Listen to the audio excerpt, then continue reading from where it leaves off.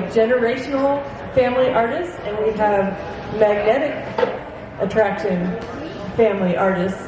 So it's fun to hear why they come together and want to inspire each other and what they do. So thank you for joining us, and thank you to everyone online. Can't believe this is our last Art Discovery Series of 2023. The year has kind of flown by, but here we are. So this will be a good one. We'll end with a pizzazz, promise, and then we'll get started for next year. So today joining me, I have Gregory and Matthew, otherwise known as Greg and Matt Sievers. I'll let you figure out which one's father-son. Okay. And then over here we have Sundie and Brad Ruppert joining us from the beautiful state of Iowa. So a little shout out to our Iowa people. There's some game going on tonight. Ladies basketball. Yeah, okay. We'll be watching. And then the Sievers come all the way from Idaho. Yes, we're often asked, how's Iowa? They both start with an I and with an A. Ohio. They remember the first and last letter. They never remember the Idaho part. Potatoes. Potatoes and Corn. Okay. So now that we've all got our geography established, I think I would like to start this panel with Greg Sievers telling us if you've been with us the longest, and kind of Matt has been with us the same amount of time, but not exactly as a participant. So how long have you been in the show, and what does being an artist mean to you? I've done the show 27 years.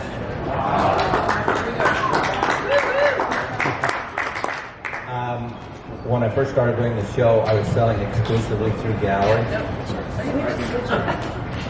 And, definitely. So, when I first started doing the show, I was selling exclusively through galleries. And I don't blame galleries for this, but they want one just like the last one they sold. And here in this show, I feel free to experiment, and whatever I want to try, I can put on the wall and see what kind of response I get. I feel a lot more like an artist here.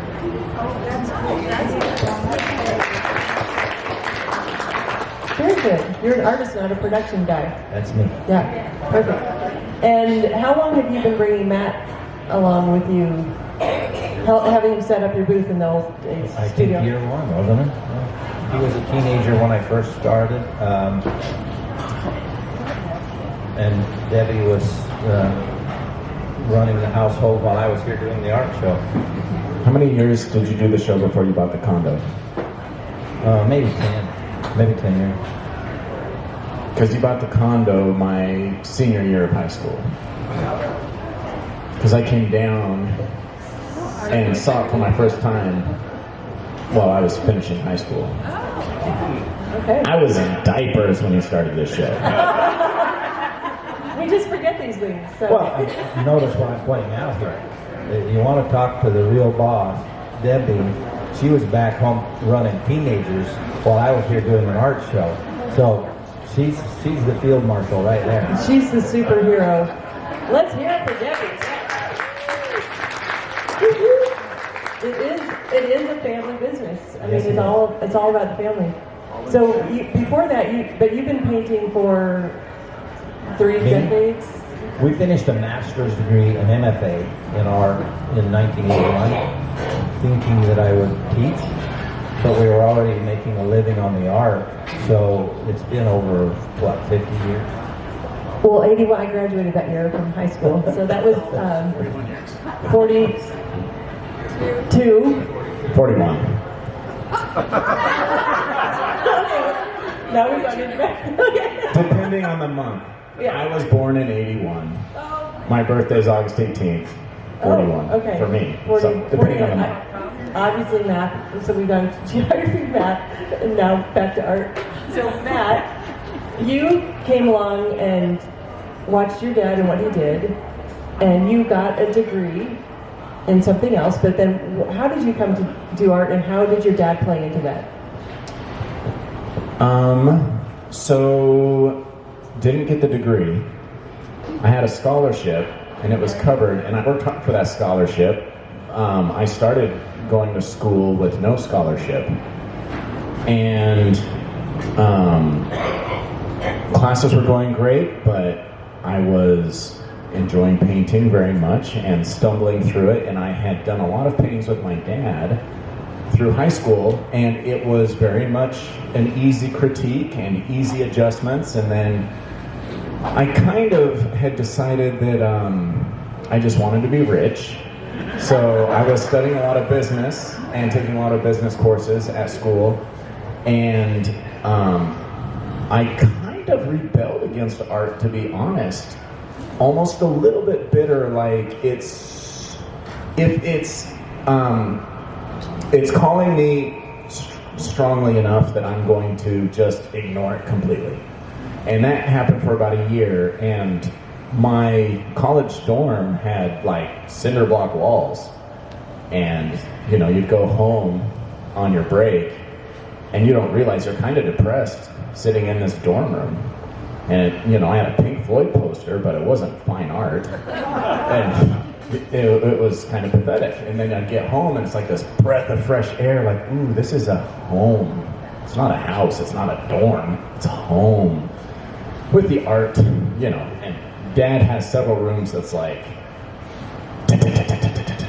paintings, all like this far apart from each other, and you know, that's like my happy place. And Excellent. Realized I was gonna start focusing on art, and that it was such a powerful thing for me emotionally that I was fine with wherever my career takes me, whether I was successful or not. I had decided I'm going to choose happy and pushing art in my own life. Could I say something about those walls? Yes, please do. We collected. It wasn't all my art. We collected, and so there was a real exposure to a lot of different art forms for our kids. That's so good. And so you are a teacher, you're a master, you've inspired many here besides Matt.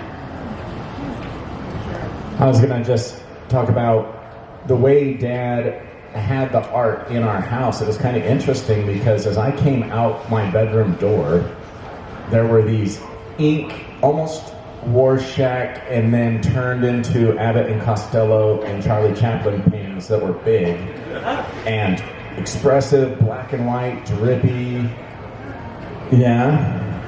And then as I took a right, there was a Robin Branham that was another abstract portrait that looked like a face looking at you, or like two people kissing if you like turn your head a little. And it wasn't ever, I'm hanging my paintings that look exactly like what I'm doing right in your face, and that's the only way to paint, and that's art. It was very much like art is diverse and expressive, and he always encouraged me to draw from comic books that were just these, you know, sometimes violent, and he's like, just draw. So yeah.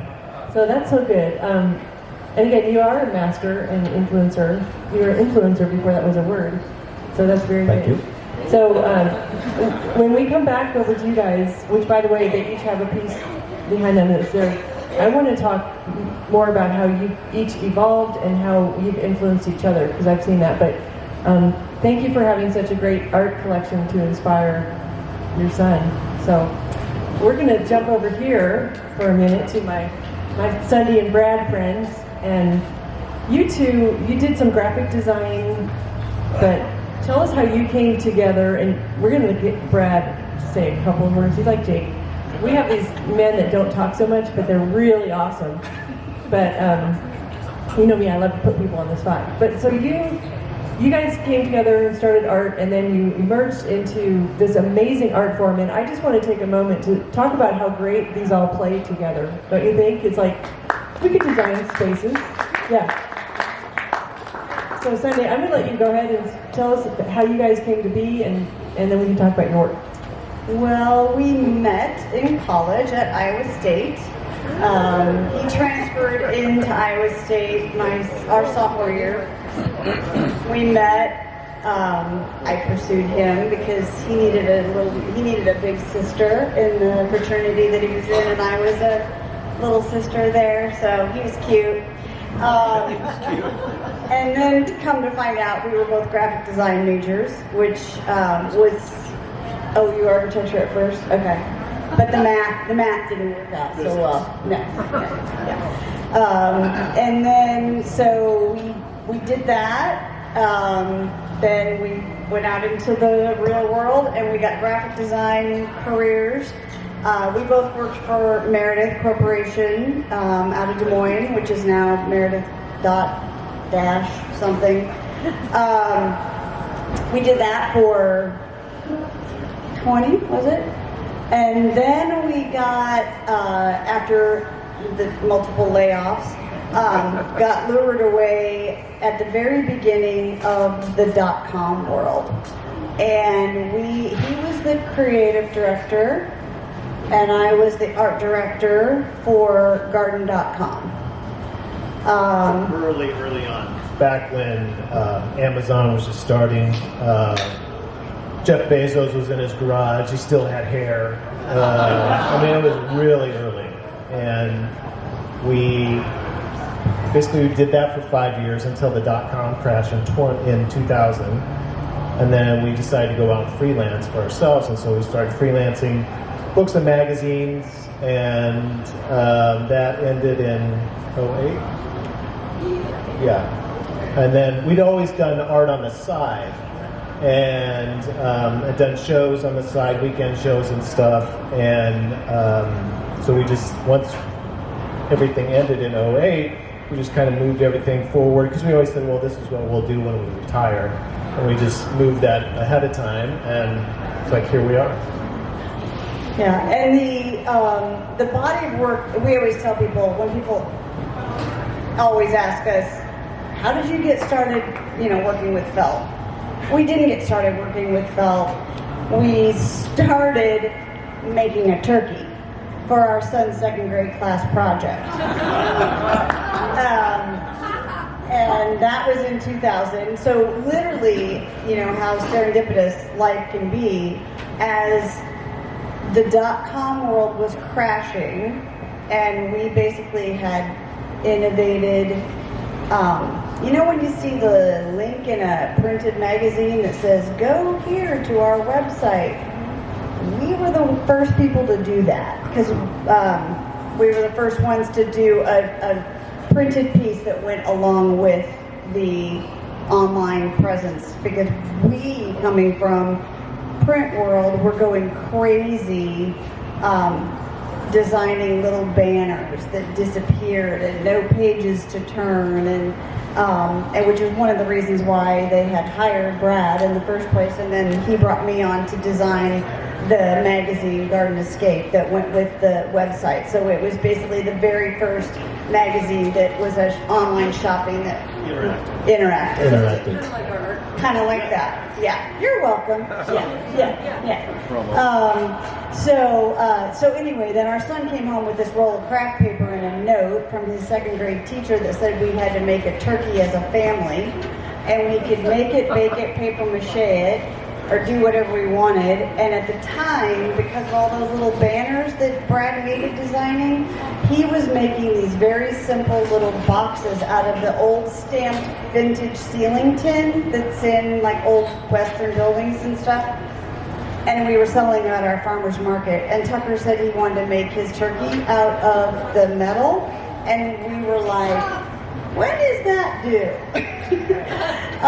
But we got it done and turned it in and took 5 orders from teachers and parents, and we did that for 15 years.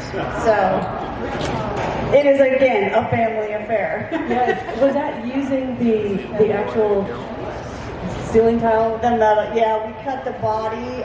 We used the craft paper for him to make like the patterns. Then we cut the body out of the metal. If you go on our website, there's a picture of it. Yeah, and we use an oil can for the head and like watch faces for eyes. And then it kept falling over because it was too heavy. So we put sticks in so it looked like a little nest, and it stood, it sat forward. And then, we went to angels and horses and dogs and all kinds of things, and then now felt. So we just tend to look at things for what they could be instead of what they are. Love that. And I love that it is a family affair. And now your kids are grown and doing their own thing, but when did you find felt, and how did that happen?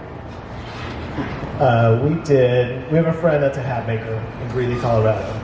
Greeley Hat Works. And we did a sign for his shop. We do indoor and outdoor signage. Did a sign for his shop. Went in, installed it. I asked him if we could have a tour because I had no idea how hats were made. And when we went in there, when he was taking us around back, showing us the different steps, these rings of felt were laying all over the place. And I said, what do you do with those? And he said, well, keep them for you if you can figure out something to do. And I was like, okay, that's cool. And so I took a trash bag full home. And Can I interrupt and say that I looked at him at that point and said, I have no idea what you're thinking. Because we work with old wood and metal. There's nothing here. And you're married to someone who doesn't like to sew on a button. So I have no idea what you are thinking about textiles. But he was like, just let me take some just home. just wait, let's see. Felt is heavy. Like the bags of felt are heavy, right? Yeah, it's heavy. Yeah. And so we experimented around. I made a real primitive crow first. The second thing I made was a feather that was similar. And the third thing I made was a rooster. And once I saw the layering of the feathers and the texture, it's like, got it. So that was 9 years ago, and now we've almost turned it into a zero waste company because we take everything except just paper products and reuse it.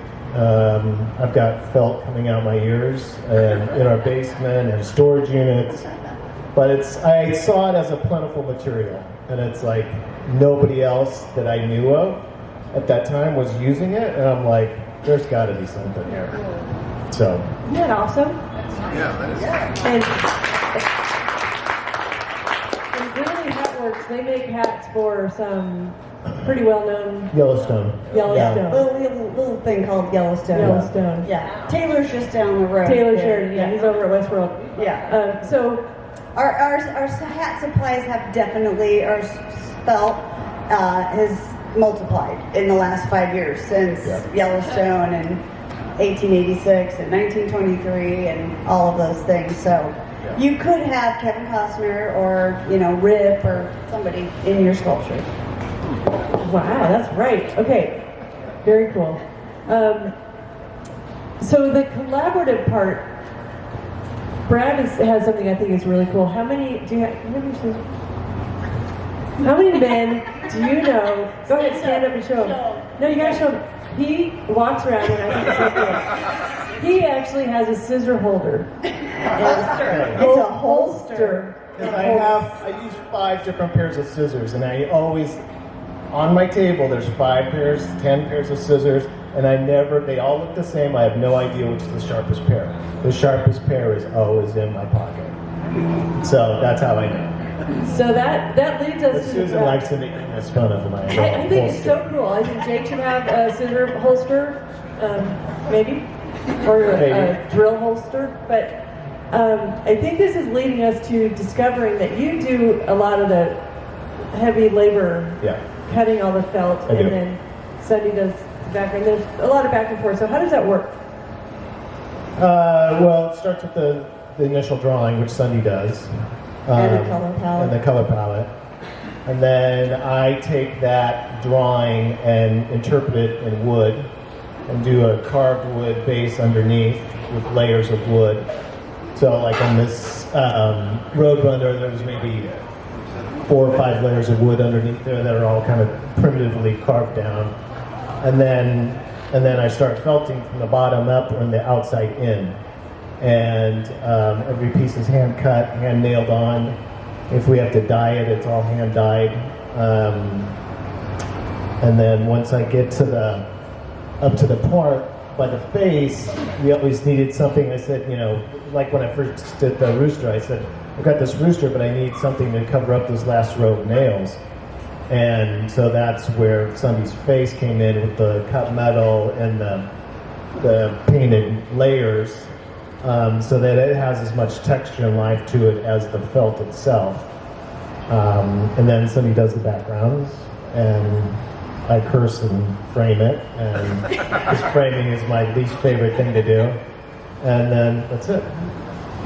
Out the door. It's that fast. I wish That's it a were lot. that Yeah, fast. yeah. Just like that. Yeah, just like that. Just like that. Well, and there's a reason why you don't actually ever see Brad working in here, because he makes a lot of noise. So he's either cutting felt at home or out back, or he's got a tent out back where he nails stuff, and right? Yes. Yeah, everything he does is noisy and messy. It's either an air compressor, a grinder, an impact driver. It's, there's always something that's loud. So he's out I just want to say one other thing, though.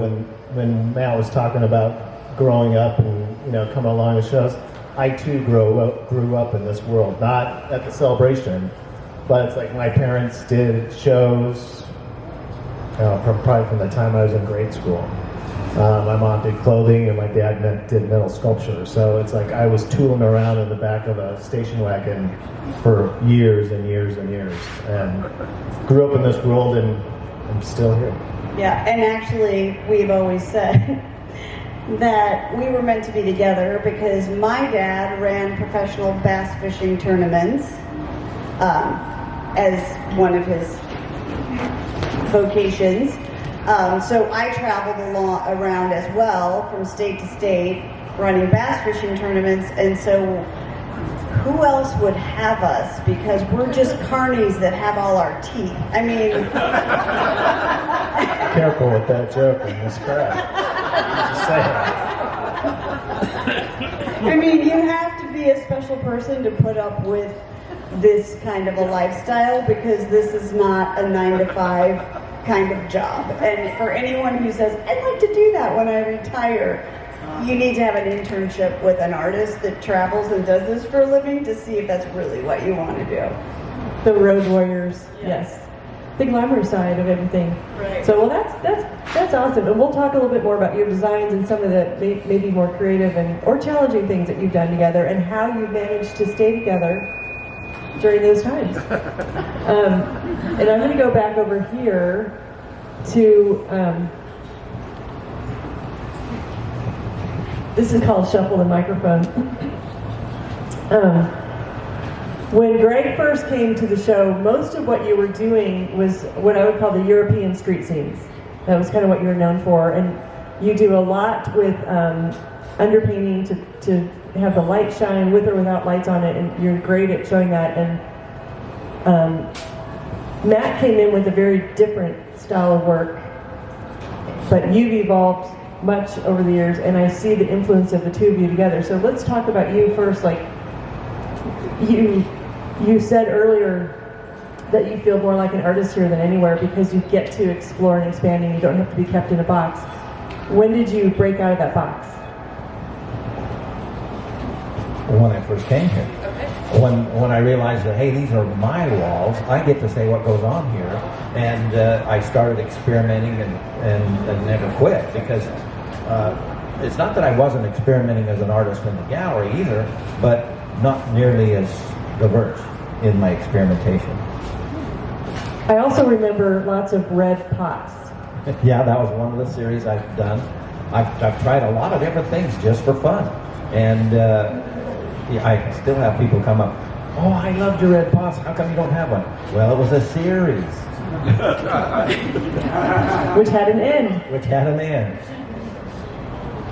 So, when Matt first, well, I know you guys had a well, you were here first, right?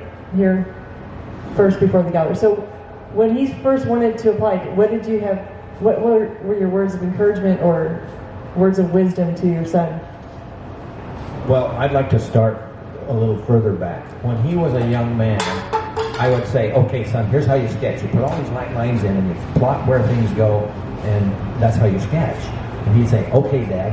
I turned my back, solid line drawing that filled the paper and was a perfect drawing, no sketch marks. And I'm going, this guy's wired different than me. And I started from the very beginning encouraging him to find his own voice and to be his own artist. And I think that is one thing I can take credit for, is turning him loose. It was kind of interesting when you, the biggest skill Dad gave me, which is part of what you were talking about with how much hard work it is to be an artist. It was kind of, we butted heads because we were on Dad has a big farm, and we've had horses and sheep and geese and chickens, pheasants, and all sorts of animals that I was expected to go feed, but I didn't want to step in chicken shit before I get on the bus and everyone make fun of the smell of my shoes, so I'd try and shirk it, and then he'd get furious and explain I need to get my chores done, and I'd rebel. And we had a tree field that was 200 yards long or so. 3 acres. 3 acres of trees, and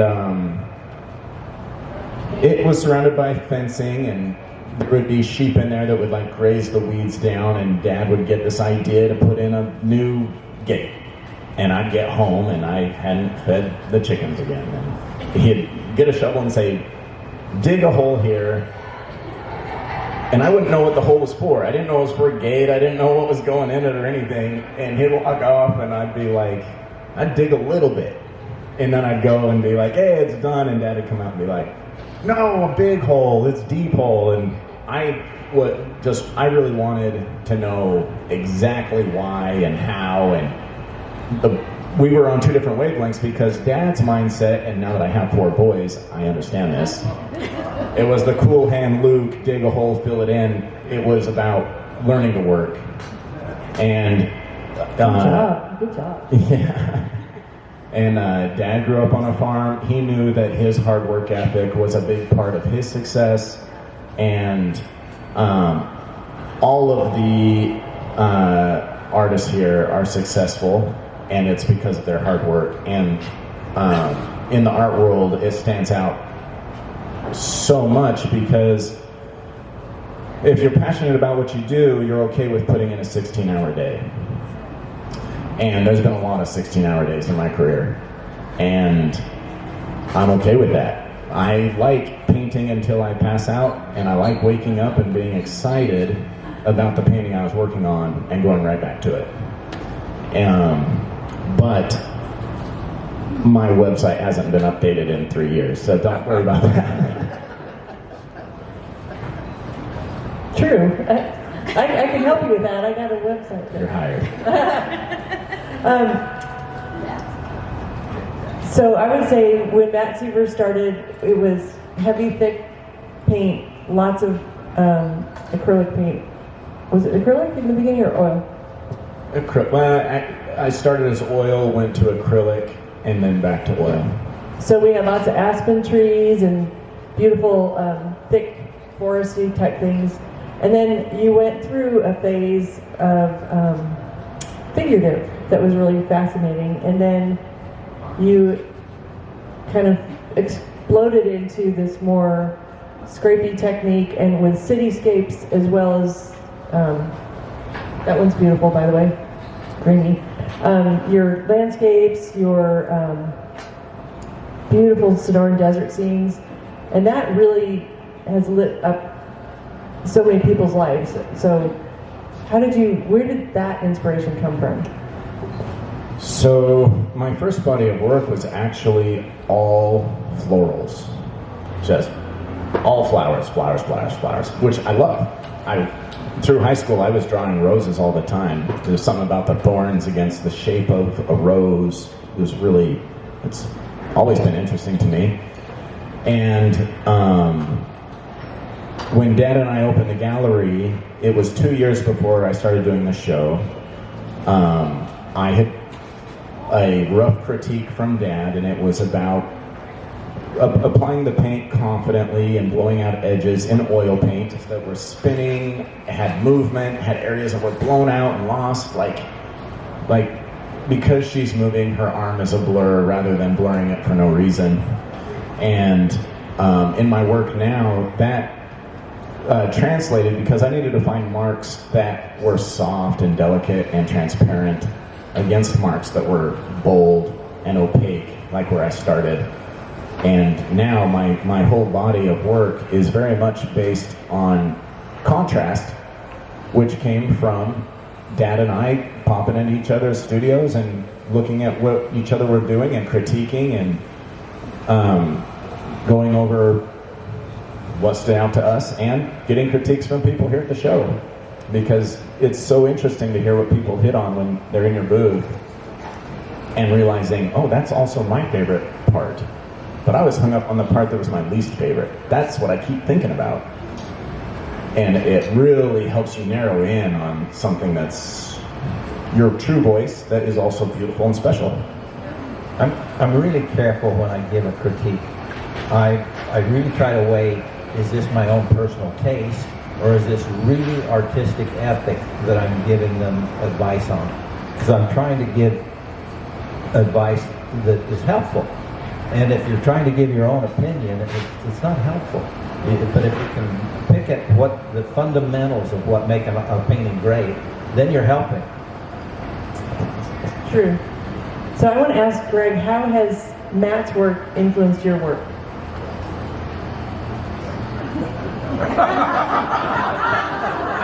To be fair, I've stolen for years and years and years and years and years.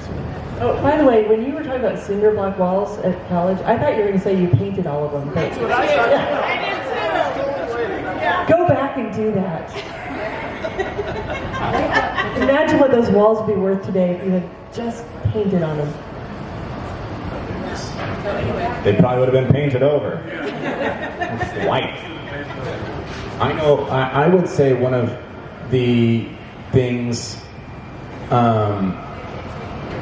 that Dad and I kind of experienced at the same time, I might have got in there first, was these brayer marks, like a repeated pattern where you can put paint on a palette, pick it up, and as you roll across the painting, if you're painting a tree and there's a repeated pattern from a roller and you're getting away with repetition, you're getting away with a 90-degree angle, you're getting away with a hard line in organic leaves, I love that stuff.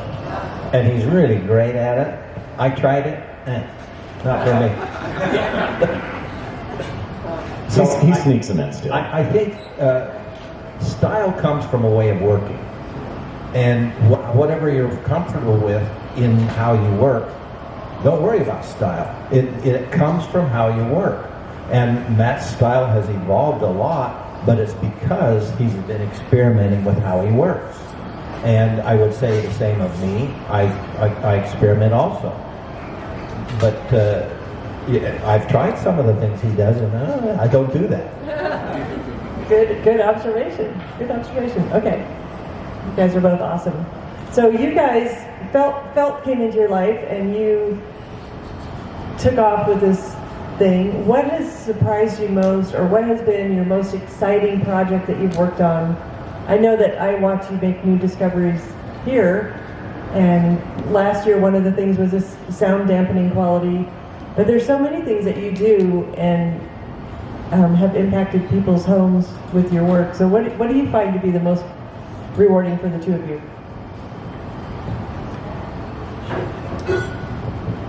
I would say it's the sound dampening. That was definitely Laura and Pierre when they came in and were talking to us about that project that they needed. I mean, it was like a light bulb going off over our head, because it was like we never thought of our work as functional. You know, it was just something to hang on the wall. But I mean, also what I don't know if this is going to answer your question, but what I love is when customers come in and they make you think about something that you've never thought about before. And the one thing I'm going to pull out is the Thrive piece that we do, and it's got all the curly tendrils coming down, and it's just a big mass of curls.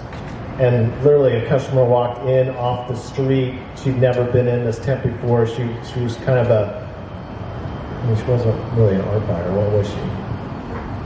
That's what she was doing. Yeah, but she always thought that everything in this tent, she swore she would never come in this tent because she just thought she was going to be, severely disappointed, and she was the exact opposite reaction. And she was shopping for the Biltmore because they were redoing their spa area.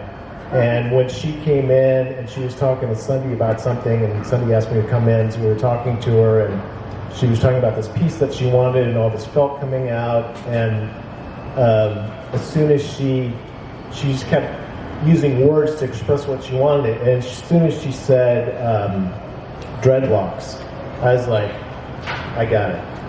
And she saw that. And but she wanted these long things, and she said dreadlocks, and I'm like, oh, I know exactly what you're thinking. But I was so happy that, it was a great project to work on, and they're still hanging at the Biltmore today. But that project forced me to do something that I would have never done because it was so simplistic. It's just curled felt hanging on a wood base. It's like, duh. But I would have never done anything like that, and she pushed us to do it, and now it's one of our favorite pieces, and it's a thing that draws people into our booth. There's a lot of pieces that do that, but when people just are like drawn in and want to touch it, and it's a great conversationalist piece, and it's like I love that. I love when customers come in and give you those ideas that put off a light bulb above your head and go, I never thought about that. Or I would never do that because it seems dumb. It's too simple. But it's amazing when that happens. And that's kind of my euphoric moment. They have that creative energy, and Marie said something this morning, I hope I don't mess up this quote. Worry is the opposite of creativity. Yeah. Thief. Worry is the thief of creativity. So, Worry is a waste of creativity. Yes. Misuse of creativity. Worry is a misuse of creativity. Marie, what did you say? Worry is a misuse of imagination. Oh, see. Worry is a misuse of imagination. Well, any way you slice it, worry is bad, creative and imagination is good. And so blessed to be in an environment where creativity and imagination thrive, and we forget our worries when we're here. Very much so. Yeah, it's a magic place.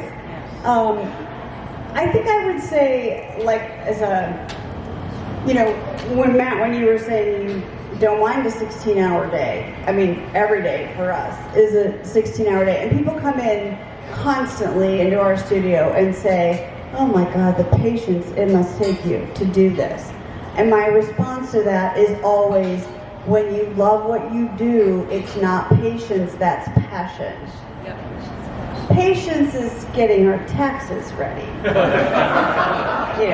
Stuff nobody wants to do. But it is that adage of do what you love and you'll never work a day in your life. Because we love what we do. And it does push you. People push you. Other artists push you. They walk by and they go, hey, have you ever thought of doing a whatever? Priscilla, the video that you did of Priscilla, when she was saying being an artist is a lonely career, is a very isolating career. I'd never thought of that before, especially with the two of us working together. It's like, how can that be isolating? But it is isolating because you're in your studio and you're working and you've got your like tunnel vision and you're focused and he's okay. But you don't get pushed because because you're on your own path. When you're here, somebody says something, a suggestion, and it leads you down a whole nother line of work or a whole other body of work or style or whatever. For me, I was always a kid. We were trained as graphic designers, I never thought I could draw. I mean, I doodled, but I never thought I could draw. When Brad first started working on that rooster, because what we did before this body of work was just very quirky and representational and inspirational. And then he comes up with this rooster, and he goes, what can you come up with for a face? And I'm like, I don't draw faces. I don't, and eyes are so important to me that I never wanted to try because I didn't want to screw it up. And so my solution for, I am a reference that you can teach an old dog new tricks, because at 40 some years old, I taught myself how to paint eyes and faces, and I did it by working with the metal in the layers, because if I did it in layers and I liked one part of something and but I didn't like another part, I just painted over the part that I didn't like, but I was able to keep the part that I did like. And that taught me, because it's pretty hard to erase on metal, that taught me how to draw or paint an eye or a face or whatever. But, by doing that, it also created a technique that goes with the felt. It's layers of metal on top of layers of felt. If I was good at what I couldn't used to do, I would just have put a piece of metal on there and just painted the whole thing on one piece, and then I felt like that would have looked stuck on. And because of my inability and my lack of confidence of myself, I did it in layers, and that ended up being the perfect answer for what we do. But what she does by doing those faces, I mean this bird is fine when it's felted, but it isn't until they get their facial features that they actually have a soul. I mean, it's like it's nothing without the face that she does to give it a soul, to really make it connect with people. So it's good that you love what you do, and it's also good that you love who you're working with when you're with them 16 hours a day. Yes, Yeah. and it's also very important that that we stay in our own lanes. And everybody always says that. How in the world do you work with your husband all the time? We literally do have very separate jobs, and we don't do each other's job. We collaborate, we coordinate, we suggest, but we leave it to the person who has that expertise to do that thing. He can't see most of the time. He can't see variations in color. It's small variations in color. So I have to be like, no, that is not the same. That is, and then I'll be like, well, can't you do this with the felt? And he'll be like, go away, little girl, you're bothering me. But a lot of times he comes back with that idea after working on it. He's like, okay, so I'm the one that pushed him, or he's the one that pushed me. That's perfect. Yeah. So I have a technical question. You mentioned briefly earlier, you dye a lot of your felt? And what do you use for that? How does that work? The ancient secret. For the first 3 years, we literally did wolves, bears, bison, dogs, horses, rabbits, everything neutral, because it's mostly cowboy hats. We started getting a little color because Trent at Greeley Hat Works does do all the hats for Miss Rodeo America, so I always like to say, God bless the rodeo queens. We would get a little color. But it was never anything we could rely on, and so, no gradations or anything. So it took me 2 years to figure out how to dye it, and as seems to be many times in our lives, necessity is the mother of an invention. And we were actually in Florida doing shows, and I was like, we need to do some smaller item, like palm trees or something. And Brad's like, did you bring any dye? And I go, nope, but there's a Home Depot right over there. And so I went and bought house paint and diluted it. And there's a really big deck of colors of house paints, and I no longer had to write down every single formula of how to mix paints and all of that. But if you water it down to a point where it's not a big clumpy mess, then it just dyes the felt, and we dye on everything from black to buckskin. So we get wonderful shades and values of every color. And so whenever we introduce a new color, I do an entire color card that we can reference next time, so we don't have to reinvent the wheel every time. But they're all brushed on every piece. Wow. So brushed on before you cut. Yes, in a circle, Okay. and then cut. That's why you see contrasting colored edges. If you can see on that red one, in the center, you can see there's some little white highlights. That's the edge of the buckskin colored felt. If it's the same color all the way through, then there were hats made in that color. And actually this Roadrunner, there were hats made in all of those colors. We didn't have to dye anything on that one. But if we do it again, we won't have enough leftover felt, so we'll have to dye it. He's a good-looking Roadrunner. I like him.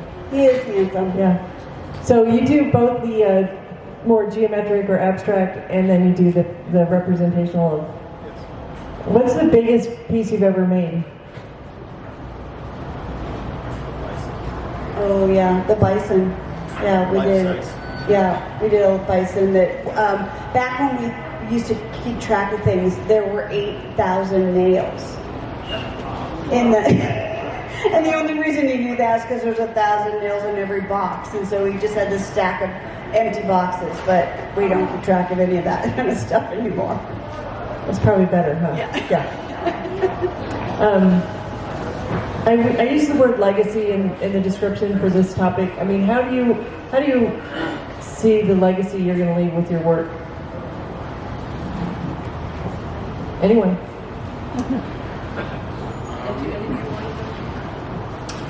Yeah.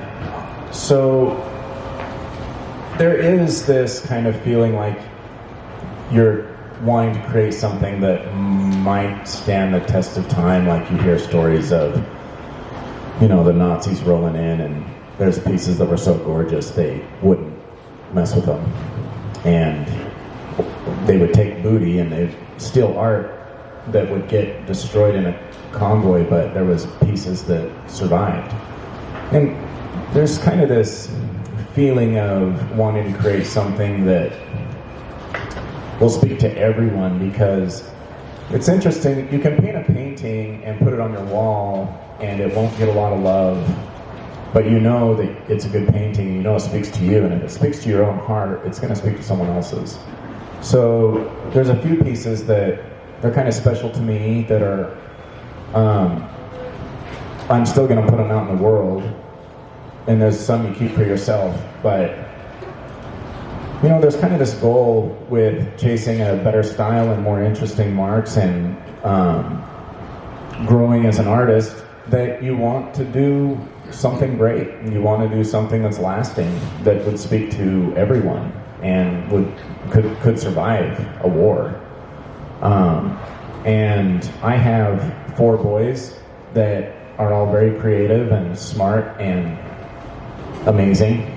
They're all still quite young, but part of having children is that same thing, leaving a piece of you in the world, and then encouraging them to paint and draw as well. That this Sievers brand of Sievers Fine Art continues to grow is this wonderful idea, and I know it will happen. It's just kind of interesting where we're all wired so differently. So just as Dad encouraged me to do my own style, I don't think any of the 4 of them would do what I do. But art is so diverse. There's your voice, your personal voice is so unique from the person next to you, that if everyone here was asked to even draw a stick figure, all our stick figures would even look different. And it's fun to encourage them and see where they take it and try and create that legacy. And not so much for the legacy purpose, but more because it would be fun to have my son make art with me. Well, if I could build on what Matt said, of course, this is part of my legacy. But I would also say that every single painting I've done that someone loved enough to take out of here is my legacy. I brighten someone's life a little, and to me that is the most important part of my legacy. Agreed. Yeah. Art makes you happy.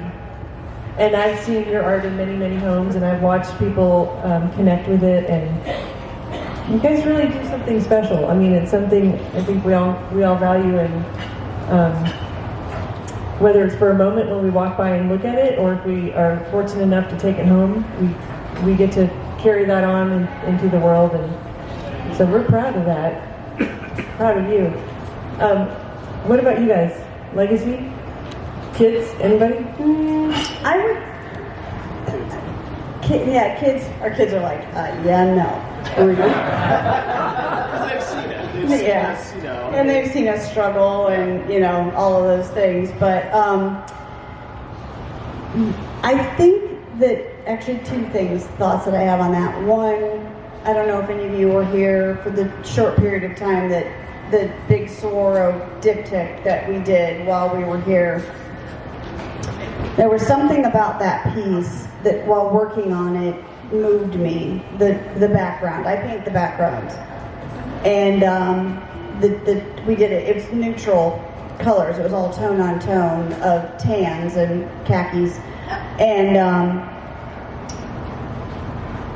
I've never had that feeling with a piece before. And people kept walking by when I was working on it going, what is that? That is wonderful. And it was just these circles. And then this collector came in to pick up a couple of other pieces, and she walked around the corner and she was just stopped in her tracks, staring at that piece, and I knew she was having the exact same reaction that I had about that piece. And ended up, we took it over to her house, and she was like, I've got two choices of places to put it, here or here. And we said, I think there, because you can see it from 3 rooms. And she goes, it's mine. And that meant more to me, I think, than any purchase ever, because I knew that she felt it in her bones like I did. And that was amazing. The other, I would say, more worldly legacy is, in addition to the sound dampening that we have discovered, the other really wonderful thing that we would like to explore further is the fact that our work has really been, we've gotten some really wonderful feedback from families that have children on the autism spectrum. And that both the tactile interaction that you can have with our work, and we've had one mother who has a nonverbal 20-something son, so she's like, I cannot make any claims because he can't tell me, but what she notices at home is that he no longer wears the noise-canceling headphones in their home. And every time I tell that story, I get goosebumps, but I just know there's something more and bigger to happen with that, and that's something that I would like to explore and be able to benefit people in ways that, are beautiful and helpful all at the same time. Very good. Thank you. So, we have just a few minutes left. Are there any questions from any of our wonderful people? Yes?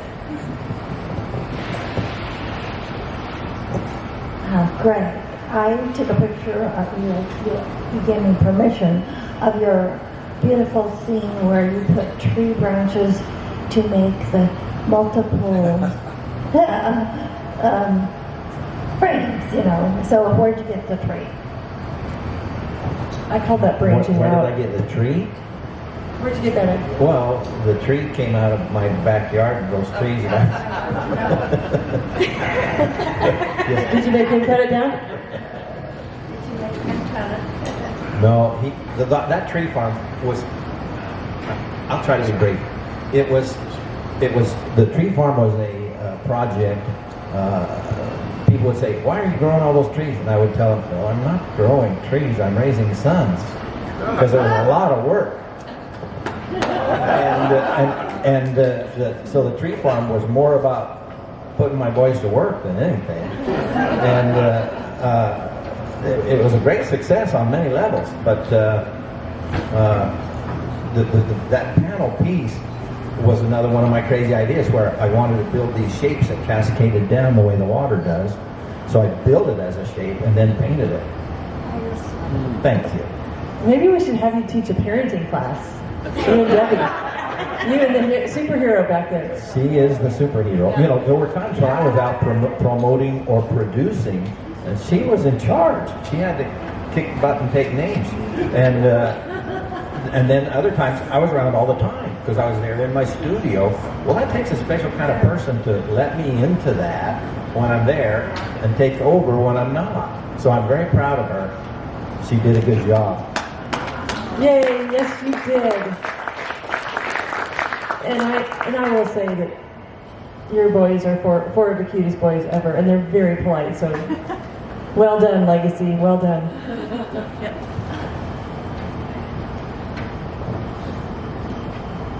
Can you hear this? Okay.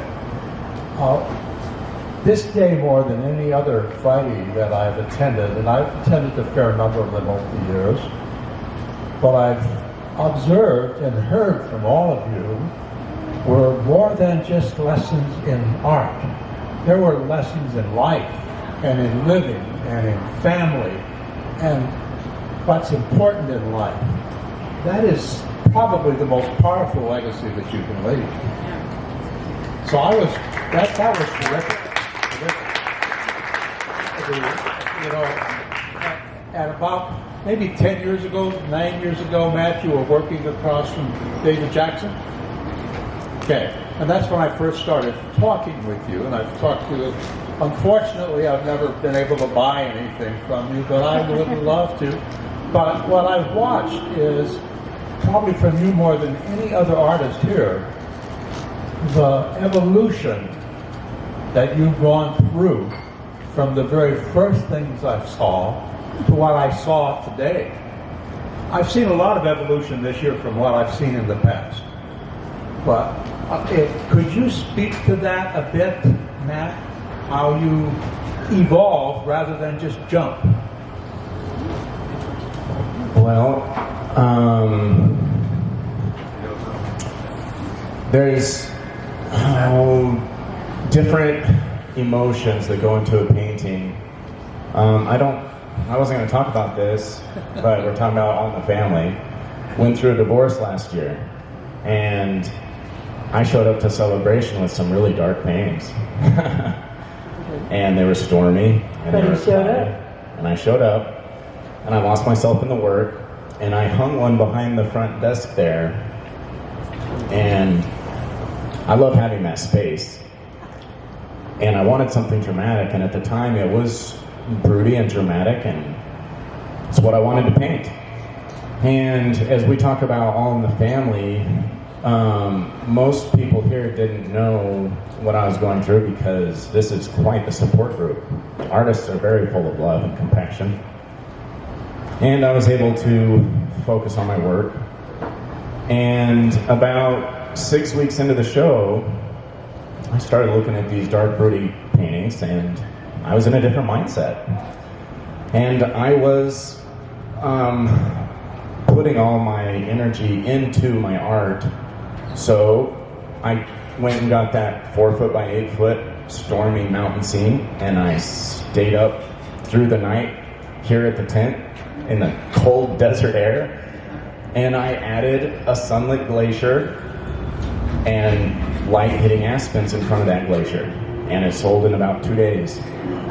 And there's